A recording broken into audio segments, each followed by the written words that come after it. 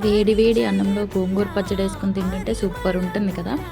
So ఇప్పుడు మనం గోంగూర పచ్చడి ఎలా చేయాలో చూపించేద్దాం నా స్టైల్లో. ఫ్రెష్ గోంగూర తీసుకుని దాన్ని మంచిగా వాటర్లో వాష్ చేసుకుని స్టవ్ మీద కడాయి పెట్టి అందులో 2 స్పూన్స్ ఆయిల్ వేసుకుని గోంగూర మొత్తం అందులో మంచిగా మగ్గించుకోవాలి. ఆ తర్వాత మగ్గించుకున్న దాన్ని పక్కన పెట్టుకొని అదే ప్యాన్లో 2 స్పూన్స్ ఆయిల్ వేసుకుని ధనియాలు, జీలకర్ర, ఎండుమిర్చి మంచిగా ఫ్రై చేసుకోవాలి. తర్వాత కొంచెం ఎల్లుల్లిపాయలు వేసుకుని మంచిగా ఫ్రై చేసుకోవాలి. ఈ మిశ్రమాన్ని మిక్సీలో వేసుకుని మంచిగా ఫైన్ పేస్ట్లా కాకుండా కచ్చాపచ్చాగా గ్రైండ్ చేసుకోవాలి. ఇందులో మనం ముందుగా రెడీ చేసుకున్న గోంగూరని యాడ్ చేసుకుని మళ్ళీ ఒకసారి పల్సిస్తే మంచిగా పేస్ట్ లాగా అయిపోతుంది. దీన్ని మనం ఇప్పుడు పోపు చేసుకున్నాం.